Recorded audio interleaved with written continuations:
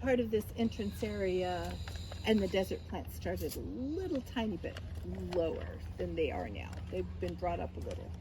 But we just completed this as a good wheelchair path, so it's really a pretty walk. Thank you very much. Thank you. Okay, I'll give you a little history of this garden. So the desert garden was one of the first gardens in Huntington, and he was not that interested in having a desert collection originally. Having been working on the railways and attacked by cactuses as he was working, he thought, oh, I don't want any part of those spiky things. But then when he was getting his plans together for all of the things he wanted to do here, his garden superintendent, William Hertrick, said, you know, you should have a desert garden. There's lots of good desert plants, and you have this area over here that's not really right for anything else. And so he had a small collection, and then he got more and more interested, and he ended up going for 12 acres of desert after all. So that goes all the way down that side of the property. So if you're in this hill that we're on goes all the way across. If you're in the lower part of it, if you go that direction, you'll come to the desert, and then just come back up to here if you're lost. So it's a huge, huge desert garden. He was collecting before there were quarantines, so we don't know the ages of a lot of plants. We have some very large things, and it was an exciting time to collect. I'll just point out a few interesting things about some of these desert plants. We have a lot of fascinating things. Don't they all have some similar characteristics though? With desert plants, they face such extreme conditions that even though they're from different parts of the world, they often come up with the same strategies to cope with all that huge amount of light and the heat and dryness and deal with it. So generally they're shallow rooted. Many of them fall into two categories. Things that are going to make a rosette shaped leaf, like these plants here. You can see how their leaves are shaped so that they come out in a rosette shape. And this is a really good strategy, whether they're related or not, whether they're from the same country or not. They often have this shape because this is such a good way to deal with the sun. The outer leaves actually shape that inner growth area of the plant. So it's protected while it's developing. And also, a lot of them, as you see here, they're kind of spiky on the outside to keep something from eating it. So again, if they get to the outer leaves, well, that's too bad, but at least they may not get to that center section that's so important. Also, you'll notice that they're often a kind of grayish or whitish color. And this is another really good strategy for desert plants because it acts like sunblock. It's reflecting the light, being a whitish color, and it's very waxy, so it kind of keeps that water in extra. Very helpful for the plant. So that is our quick look at desert plants. But as I say, they go all the way down, and there's lots of them to see. I'm going to take you out this way, and we're going to talk about some of the palms. We have a whole palm garden right down there, but I'm going to teach you this one.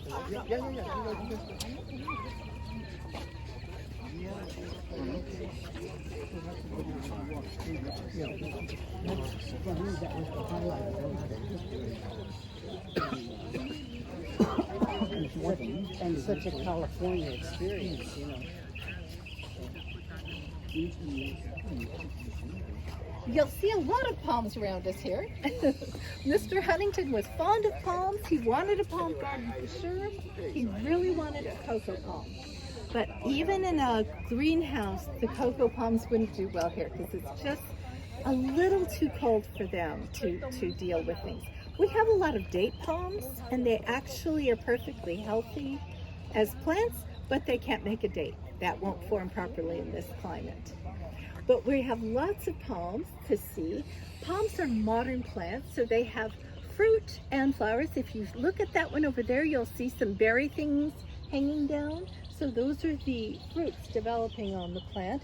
Whether, again, they reach maturity or not is a different issue, but it's doing its best. And palms are plants that are adapted to wind conditions. That's why they look the way they do.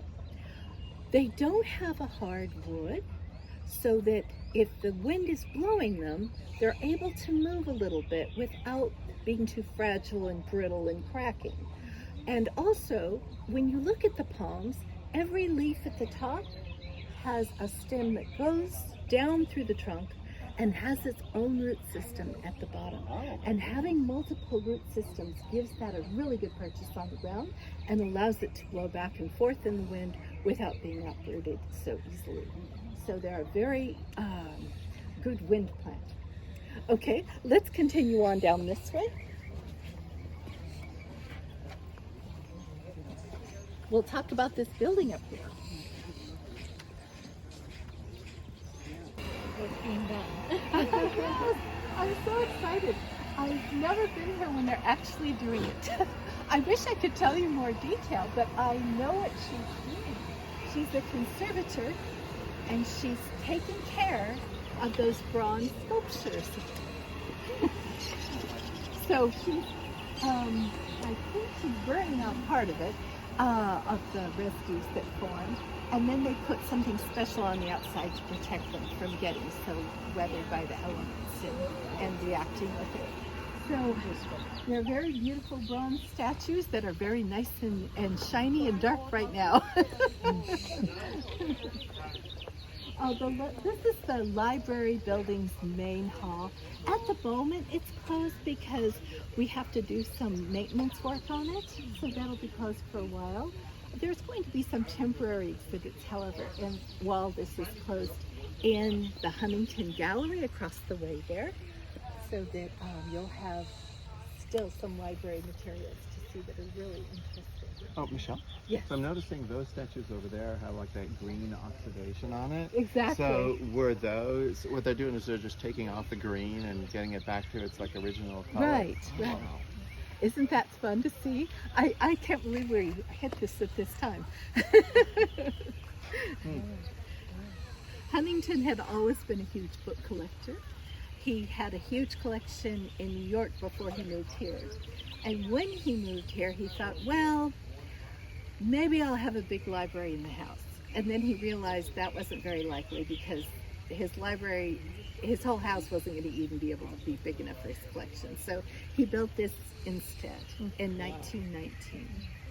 And then he built the house before that, about 10 years before.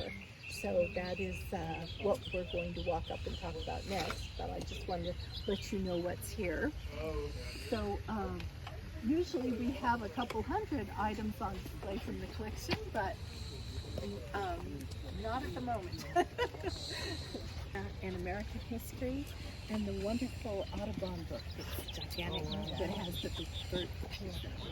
So there's less to see normally, and that Audubon is going to be going to our American gallery to be on exhibit there for a while too.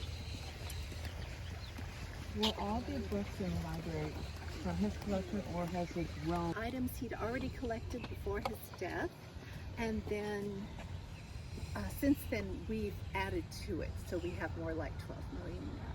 So people donate things or we purchase them and they end up in the library. And so it's a huge, long look back at literary history. Okay, we'll continue on over to the house. The walk through?